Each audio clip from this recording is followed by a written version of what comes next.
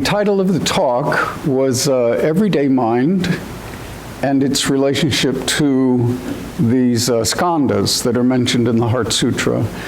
Skandha is a Sanskrit word. It translates to aggregate, the direct translation. So aggregate is like a pile of something, a collection of something. And in the Heart Sutra, it mentions them, and then it lists them. So form, feeling, perceptions, impulses, and consciousness. So they're dividing up a human's experience into parts. It's nothing very magical. If we just relax and look at our experience, we'll find those things in that category. When the Heart Sutra says they're empty, it's saying they're empty of any self-nature. They are not a separate entity. They are co-arising with everything. So they don't exist on their own. So in the teaching, throughout the tradition, we're always referring to the way, which is kind of like, how do we do this? How do we live like a Buddha?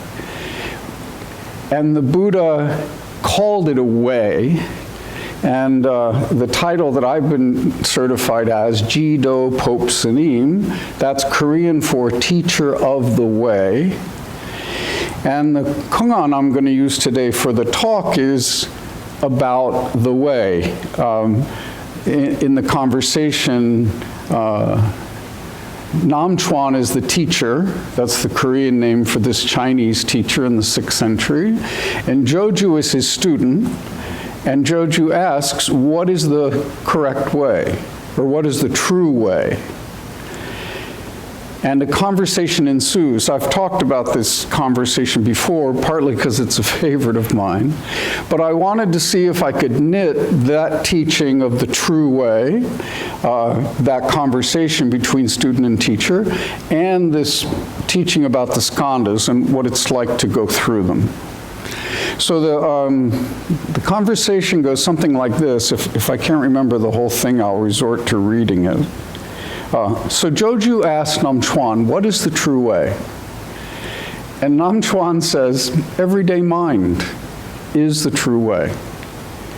And Joju says, oh, should I try and keep it or not? And Namchuan says, if you try to keep it, it's already further away. You have made a mistake. Now, Joju's sincere, and he's in his 20s or late teens, and he says, well, if I don't try and keep it, how am I going to understand it?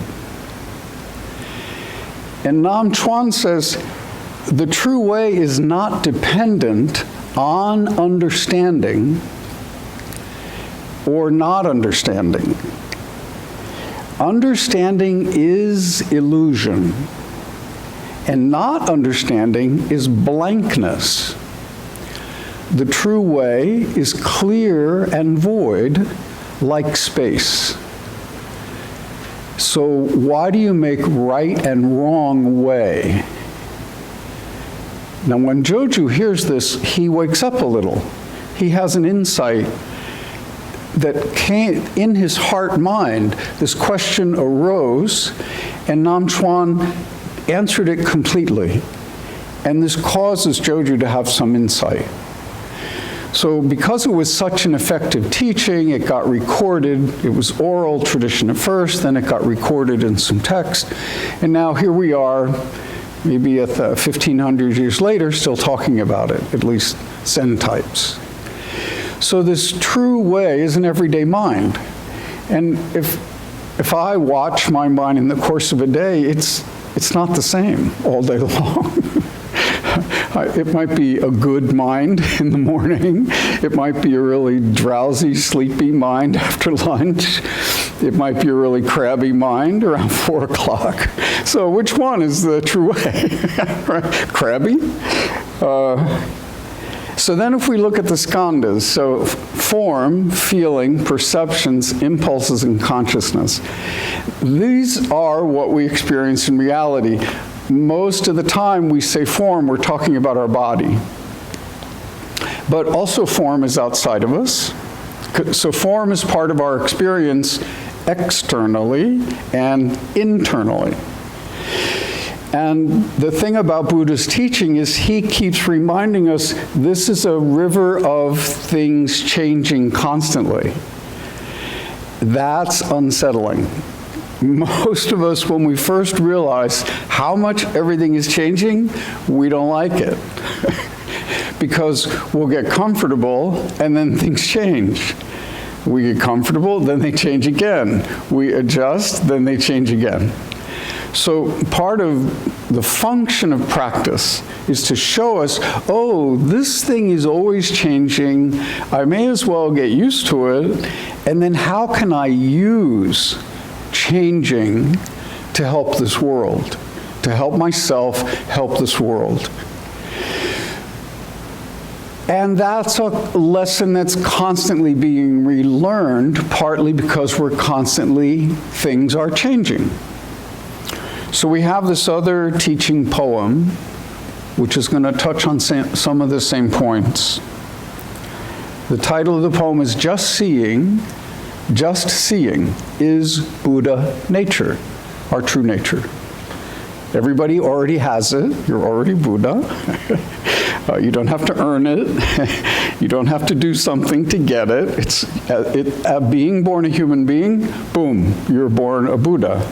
But then it starts to get covered up with fear and confusion and a bunch of stories people have told us that aren't true.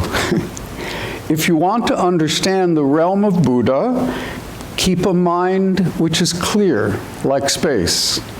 This is Nam Chuan's teaching point. So, let all thinking and external desire fall far away. Let your mind go any place with no hindrance.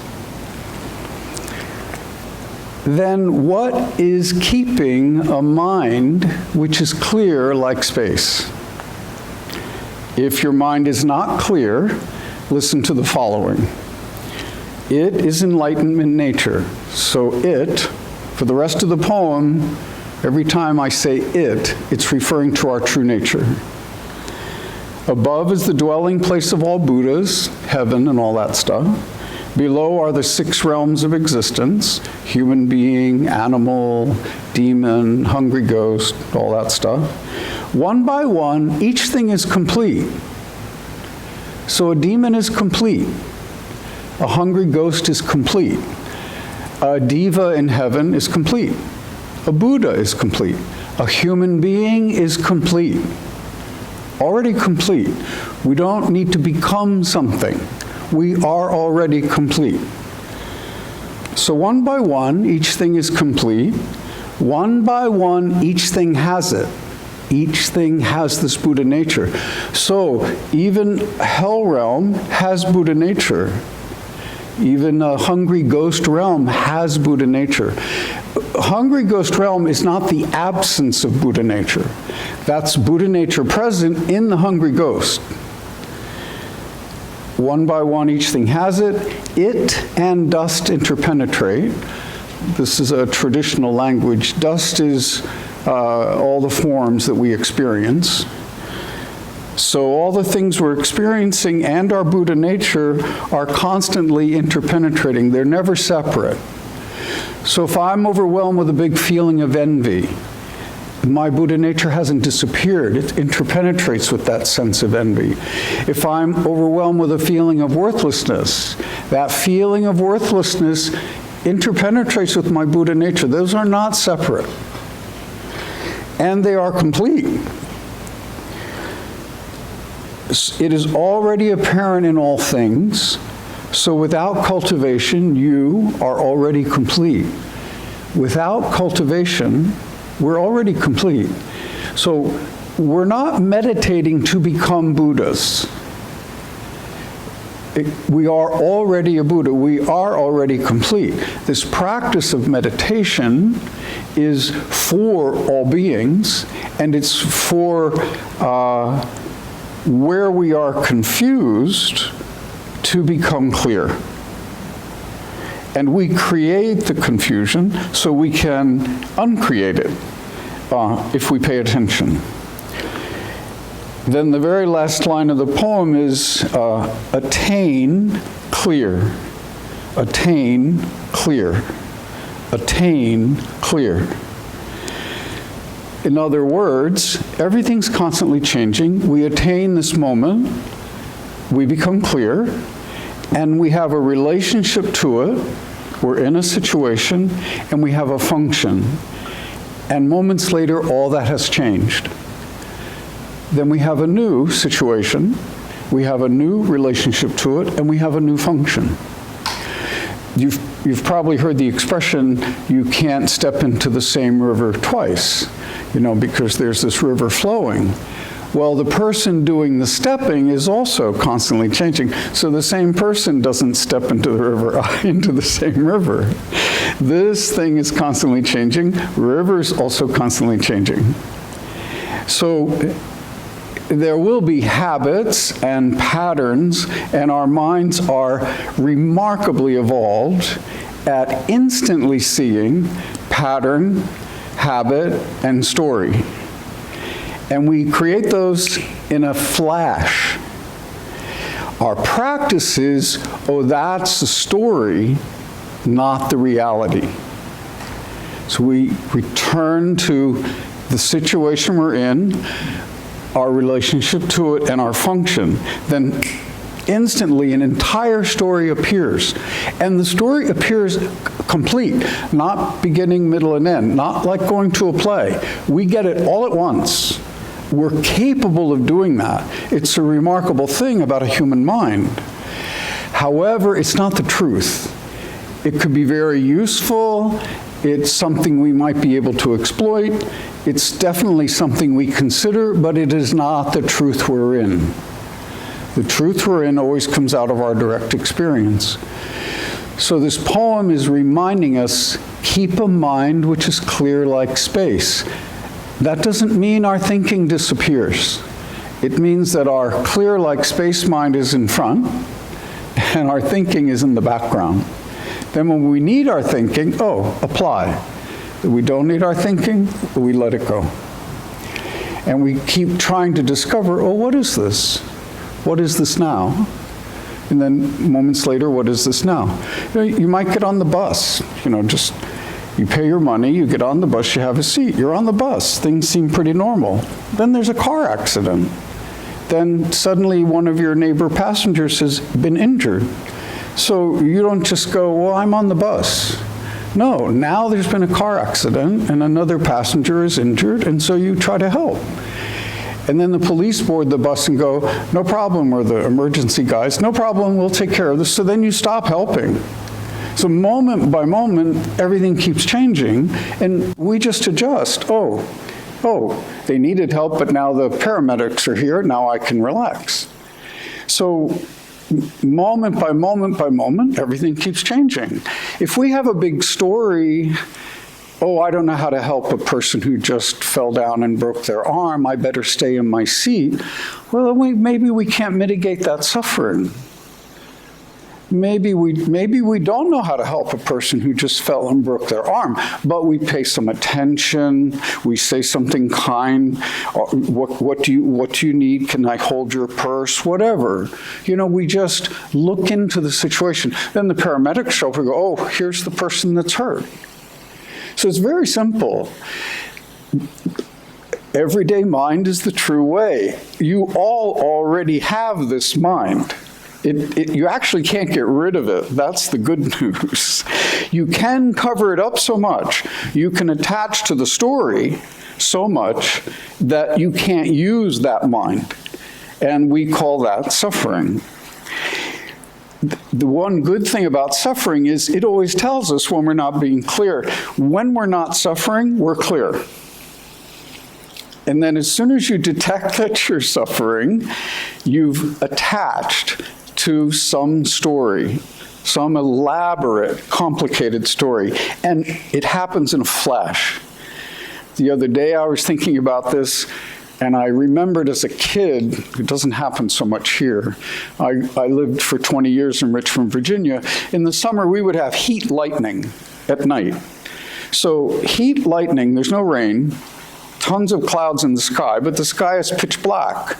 Then boom, this heat lightning would go, sometimes even without thunder, and you see every cloud in an instant. All of them. Maybe there's, I don't know how many, but you see this enormously complex sky instantly, and then the lightning's gone and it's all back to black. Our stories are like that. In a flash, we get the whole thing. And they can be racist stories, they can be gender-biased stories, they can be I'm powerless and worthless stories, they can be I'm the king of the world story. Any kind of story can appear. That's just our habit mind. That's all made by our heart-mind thinking. But no matter the story, it always cuts us out of the reality we're actually in. So Joju is asking Nam Chuan, what is the true way? Like, how do I follow this through the world? How do I live this in the world? And Nam Chuan is saying, everyday mind, don't make it special. And learn to trust that everyday mind first. And then, of course, we use the information we've learned in the stories to be skillful. But first, we've got to be clear. Clear and void like space, as the poem says. And then the thinking comes in. When I first began training with my teacher, he would, in a Dharma talk just like this, he'd say, all thinking is desire. All thinking is ignorance. And I go, okay, I'll let go of my desire. I'll let go of my ignorance. And then maybe 10 minutes later in the Dharma talk, or maybe 2 days later in another Dharma talk, he'd say, yeah, if you see clearly, hear clearly, smell, taste, touch clearly, then you think clearly. And that's wisdom. So at one point, I finally said, sir, on Sunday, you said all thinking is desire and ignorance. And then the following Sunday, you said, if I see clearly, hear clearly, smell, taste, touch clearly, then I think clearly. Which one's correct? Or where's my mistake? And he said, your mistake is right there. The mistake is comparing those. It's not a either or, it's a both and. If we return to this everyday mind, and we're able to see clearly, hear clearly, smell, taste, touch clearly, then our thinking is wisdom because we've come out of the moment we're in. And our natural compassion, empathy, wisdom comes forward, and we're just skillful, naturally skillful. The skillfulness comes out of the moment we were in. But if I put the story in there first, this person is such and such, I'm such and such, this is the relationship we're in, I ought to be doing this because this is what's called for, then it's going to lead to hurt feelings, misunderstandings, the whole spectrum of suffering that we're all so familiar with. And we're not perfect at this. Like, this is something we practice. And then as we practice, we get a feel for it. It's a kind of an English for it. It's the same point Jesus makes. In the Bible, he says, I am the way, the truth, and the light. They who believe in me will never die. What is the point Jesus is making? He's using this I, which is completely unknowable. And he's saying, this is the way. Just live this way. And you become truth, you become light. Then from a Buddhist point of view, we say, so this idea of birth is an idea. This experience, death, that's an idea. That's opposites thinking. So then this, as the way Jesus puts it is, he who believes in me will never die. Because they're never actually born. They have seen into this unchanging before opposite experience. And that is our awareness. That's one word for it. So we're falling back into resting in that, and then we're participating in the world.